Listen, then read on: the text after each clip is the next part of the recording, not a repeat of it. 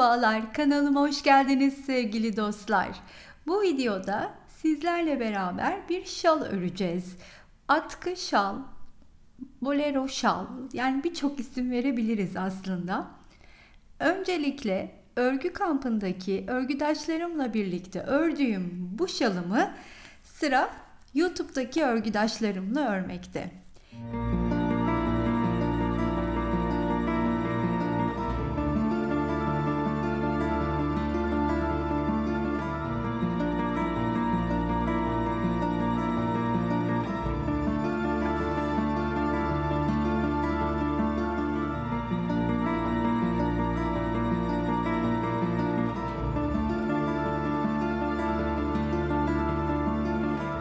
Lady Yarn'ın süper wool ipini 5 milim tığ kullanarak öreceğiz. İpin içeriğine gelecek olursak akrilik ve yün karışık bir ip. Hemen şöyle göstermek istiyorum size. %75'i akrilik, %25'i yün, 100 gramı 260 metre olan bir ip. Yünlü de bir ip olduğu için tam atkıya boynunuza sardığınızda sıcacık tutacağından ötürü uygundur. Öyleyse ilk olarak size ölçülerden biraz bahsetmek istiyorum. Bu şalın ölçüsü eni 52 santim, boyu 2.10 diyebilirim. 2 metre 10 santim, 210 santim. Eni 52 santim. Daha geniş, daha uzun örmek isteyenler tabii ki örebilirler. Benim üstümdeki duruşunu görüp değerlendirebilirsiniz. Bu büyük parçayı örmeden evvel küçük bir modellemede size yapılışı hakkında tekniğin bilgi vereceğim. Siz büyük parçaya hangi sayıyla nasıl uygulayabilirsiniz onları da söyledikten sonra rahatlıkla örebileceksiniz. Şalın başlangıcında dikkat etmemiz gereken şey ikinin katları şekilde zincir çekmek. Ben 70 tane zincir çektikten sonra artı bir de zincir çektim. Kaç tane çekerseniz çekin zinciri mutlaka atıyorum 68 de olsa artı 1, 80 de olsa artı 1, ikinin katları şeklinde ve artı 1 olarak çekiyoruz zinciri. Çektiğimiz zincirin üstüne de yarım trabzanlardan örmeye başlıyoruz. Şimdi birazdan tekniği gösterirken daha ayrıntılı anlatmaya çalışacağım. Büyük parçayı tekrar bırakıyorum. Not olarak 70 artı bir zincirle başlıyorum. Ben şimdi ufak parçada 10 zincir çekeceğim. Artı 1, 10 artı 1 yani 11 zincirle başlayacağım. Onu hemen göstereyim size de. Şimdi burada ilmeğimi çıkartacağım. İlmeğimi çıkarttıktan sonra da 10 tane zincirimi çekiyorum. 1, 2, 3, 4, 5, 6, 7, 8, 9, 10. Bir de artı bir zincirim. Bu 10 tane zinciri çektikten sonra biri de çekiyorum ya hemen yarım trabzanlara geçerken tığımın üstüne ipimi alıyorum. Bu bir zincirin, son çektiğim zincirin yanındaki zincirin içine gelip batıyorum. Bu arada zinciri çekerken lütfen sıkmayın elinizi. Mümkün olduğunca rahat bırakarak zincirinizi çekmeye gayret edin. Şimdi ilk yarım trabzanımı ördüm. Hemen yanına bir tane daha örüyorum. Yanına bir tane daha, 10 tane zincirimin üstünde 10 tane yarım trabzanım olmuş olacak. Bu bizim ilk sıramız. 70 zincir, 70 artı bir zincir, 71 zinciri çektiğimizde de yine 70 tane yarım trabzanımız olacak. Yani kaç zincir çekmişsek o kadar yarım trabzanımız olması gerekiyor. Şimdi burada son boşluğun içine de yarım trabzanımı örüyorum. Böylelikle ilk sıramı tamamlamış oldum. Bir üste çıkarken yapacağım işlem şu elimde gördüğünüz parçayı şöylecene ters çeviriyorum. Bu dibindeki, hemen bakın, dibimdeki şu yarım trabzanın içine batıp bir sık iğne ördükten sonra üstüne 2 tane de zincir çekiyorum. Sonra tığın üstüne ip alıp hemen yanındaki yarım trabzanın tepesine bir tane ikili trabzan örüyorum. Her sıraya başlarken aynı işlemi yapacağım. Önce yarım trabzanları örüp üstüne bu şekilde yükselip döneceğim. Yanına bir yarım trabzan. Daha sonra tığın üstüne ipimi alıp yanındaki boşluğu atlayıp hemen öbürünün içine batıp bir ikili trabzan daha öreceğim. Daha sonra yine tığımın üstüne ipi alıyorum. Sağda kalan atladığım ilmeğin içine batıp bir ikili trabzan daha örüyorum. Daha sonra tığımın üstüne ip alıyorum. Yanındakine atlayıp hemen buradakinin içine bir ikili trabzan. Daha sonra geride bıraktığıma dönüp bir ikili trabzan daha örüyorum. Atlıyorum buradakinin içine bir ikili trabzan. Hemen geri dönüyorum. Çapraz sıramı bu şekilde ilerletiyorum. Benim burada 3 tane çapraz grubum oldu. 70 zincirle yaptığımda ise 33 tane çapraz grubum olmuş olacak. Hemen yanındaki boşluğa batıyorum. Bir ikili trabzan örüyorum. Buradaki boşluğa, yani ilk ördüğümün de tepesine batıp bir ikili trabzan örüyorum. Yani modele başta 2 bacak, sonda 2 bacakla başlayıp bitiriyorum. Şimdi buradayken de sık iğneli sıraya geçerken bir zincir çekip döndürüyorum ve hemen kendi trabzanın üstüne yükseldiğim bu ilk yere bir tığın üstüne ipimi alıp yarım trabzanımı örüyorum. Sırasıyla bütün ikili trabzanların üstüne bir yarım trabzan örüyorum.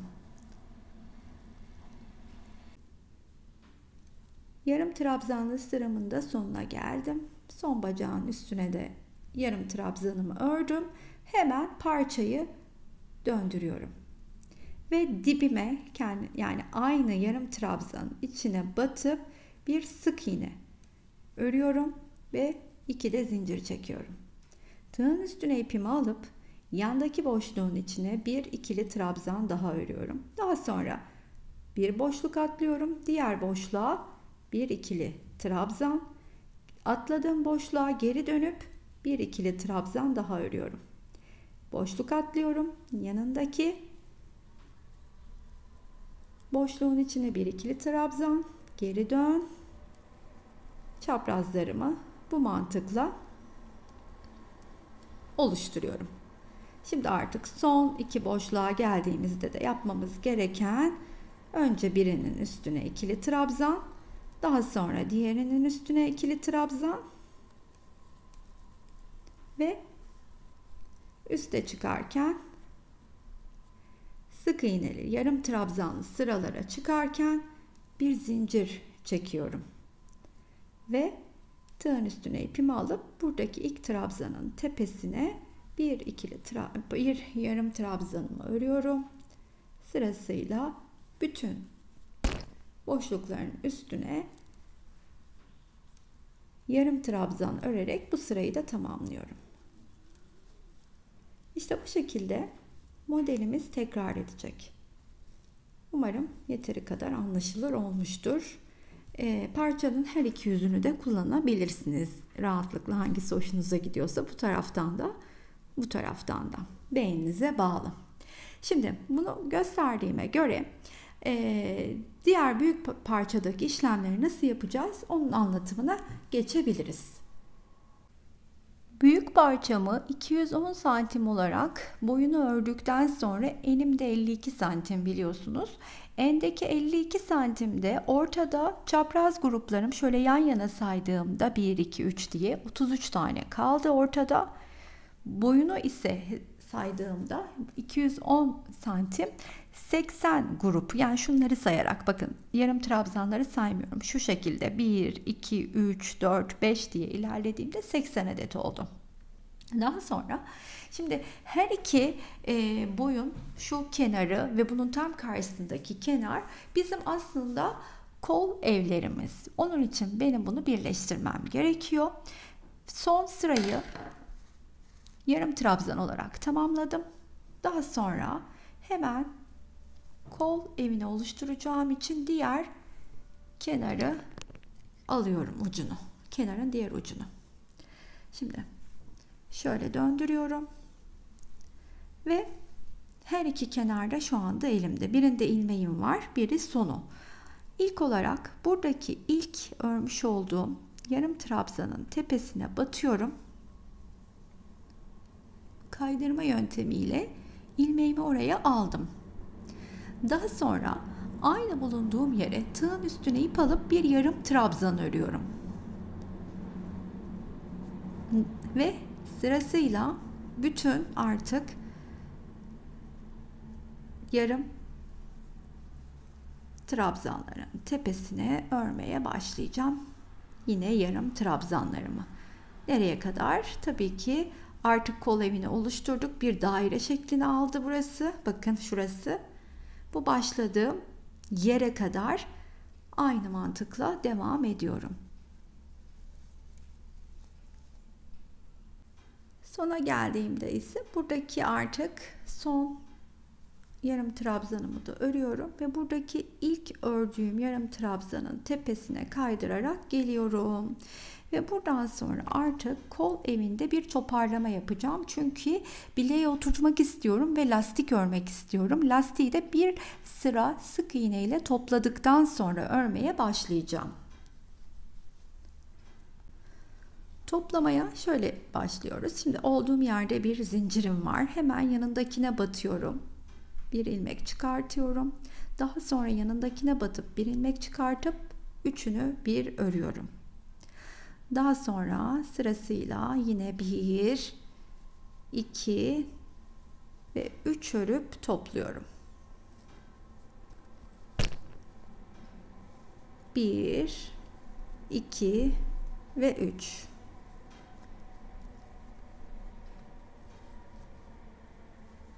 Bir, 2, 3 topla. 1, 2, 3 topla. 1, 2 ve 3 topluyoruz hepsini bir. İşte başladığım yere kadar da böyle toplayarak geleyim. Sıranın sonuna kadar toparlayarak geldim. Şimdi bu son 3 taneyi de toparladıktan sonra burada ilk toparlamış olduğum şu boşluğu görüyor musunuz? Bakın. O boşluğa geleceğim. Kaydırma yöntemiyle. Şu şekilde. Ve bir zincir çekip yükseliyorum. Etrafında döndürüyorum. Arkasından ilmeğimi geçirip ilk trabzanımı örüyorum. Ve sırasıyla her boşluğa, toparlarken oluşan her boşluğa bir ikili trabzan örüyorum. Şurada boşluklar kendini zaten çok net gösteriyor.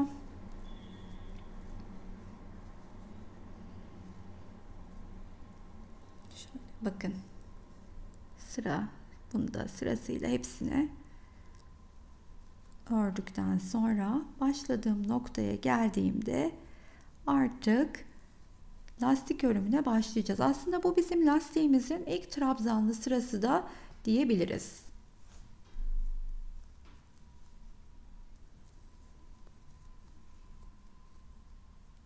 Trabzanların hepsini ördüm. Burada ilk ördüğüm trabzanın tepesine gelip kaydırmayla batıyorum. Ve bunun üstüne bakın, şimdi kol ağzımı bu kadar küçülttüm. Bu arada biraz daha iri yapılı, kilolu, daha bileği kalın. Bakın benim çok ince, ellerim de küçük, bileğim de çok ince olduğu için 3 tane hep sürekli topladım. Ama benim dediğim gibi hani daha iri hanımlar 3 tane değil de 2 kesip 1-2-1-3 kesebilirler. 1-2-1-3 kesip bu bileği biraz daha rahatlatabilirler. Bunu da bir alt bilgi olarak bırakmak isterim. Artık burada üste çıktıktan sonra yine bir yalancı trabzanımı örerek ilk 10'la başlıyorum.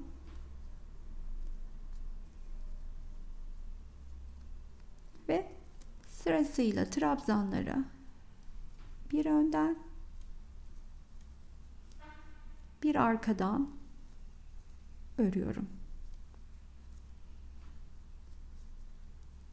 Bir önden şöyle arkaya alıp arkadan tığın üstüne ip alıp öne alıp önden. Eğer daha önceden tığ işi lastik örmeyen arkadaşım varsa şu anda izleyen, önerim mutlaka kanalımdaki tığ işi lastik yapımı videosunu izlemek olacaktır. Ben şimdi aynen bu şekilde gösterdiğim gibi bütün bu trabzanları sırasıyla bir önden bir arkadan örüp bir üste geçmeyi göstermek istiyorum size.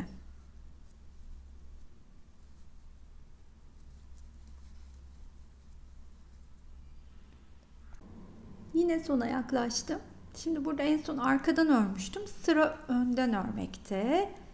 Ve hemen burada ilk örmüş olduğum trabzanın tepesine batıyorum. İlmeğimi kaydırarak geçirip yine burada bir yalancı trabzan öreceğim. Şöyle daha detaylı göstereyim. Bir zincir çekip yükseldim. Döndürdüm. Arkasından geçirdim. Burada el alışık olmayanlar benim gibi kaydırıp zincirle de yükselebilirler. Şimdi artık bundan sonrası çok kolay. Öndeki trabzanı önden, arkadaki trabzanı arkadan örerek lastik sırama devam edeceğim.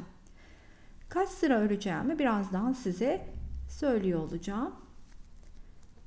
Bakınız, çok net gösteriyor parça zaten. Arkadakini arkadan, öndekini önden. Siz tabii ki dilediğiniz uzunlukta örebilirsiniz. Ben birazdan bizimkinin ölçüsünü size vereceğim. Manşeti 12 sıra örerek tabii ki bu ilk ördüğüm trabzanlarla beraber tamamlamış oldum. Şimdi burada ilmek üstünde olduğu için başta toparlamamız daha farklıydı. Alta geldiğimizde ise bu başladığımız zincir çekerek başladığımız noktadayız. Şimdi buradaki toparlamayı nasıl yaptığımızı göstereceğim. İlk olarak tabii ki bunun da üstüne bir tane yarım trabzan sırası öreceğiz. Yarım trabzandan sonra sık iğnelerle yine toplayacağız.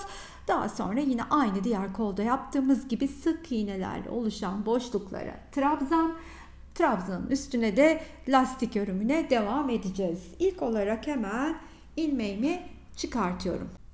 İlmeğimi çıkarttıktan sonra bu başladığım alt kenarın zincir çekerek başlamıştım ve o zincirin üçgenlerin içine batıp yarım trabzanlarımı yapmıştım ve bakın orada şöyle altta kalan zincirin diğer tarafındaki tekli boşluklar var, bakın görebiliyor musunuz? Şimdi oralardan çalışmaya başlayacağız ama ilk olarak buradakine batıyorum. Şöyle kaydırma yöntemiyle aradan ilmeğimi geçirdim. Daha sonra hemen şöyle döndürüyorum. Yine kol evini oluşturacağım şekilde buradaki ilk yine buluyorum. Onun da içinden kaydırarak geçiriyorum ve üstüne geldim. Şimdi buraya ilk olarak hemen tığın üstüne ipimi aldım. Bu boşluğun içine bir yarım trabzanımı ördüm. Artık bundan sonra o göstermiş olduğum boşlukları bulup onun içine yarım trabzanlarımızı öreceğiz. Bakın şunların içine.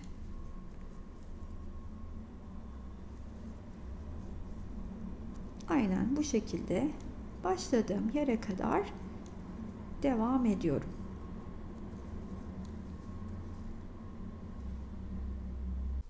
burada son bu boşluğun içine de ördükten sonra ilk ördüğümün kaydırarak tepesine geliyorum ve artık buradan itibaren yeniden kesmeye başlıyorum. Ne yapıyorum?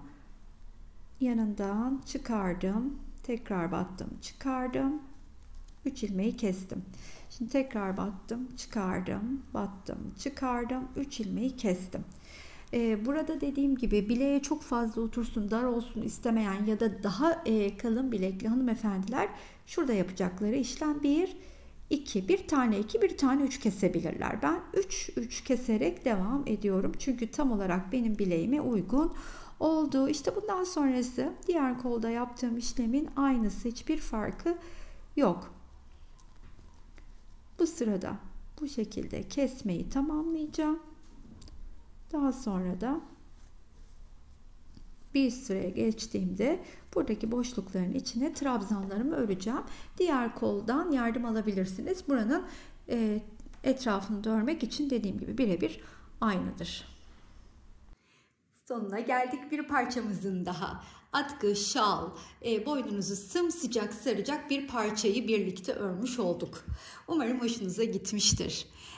Başta göstermiş olduğum yumaklardan 6 adet açtım. 6.'sından bu arttı. Sıcacık kullanışlı bir parça örmüş olduk. Umarım sizin de hoşunuza gitmiştir. Gittiyse her zamanki gibi sizlerden bir kalbinizi rica edeceğim. Yorum ve beğenilerinizi esirgemeyip abone olmayı unutmazsanız beni mutlu edersiniz. Buraya kadar izleyen herkese çok ama çok teşekkür ediyorum. Sıradaki videolarda görüşmek üzere. Hoşça kalın arkadaşlar.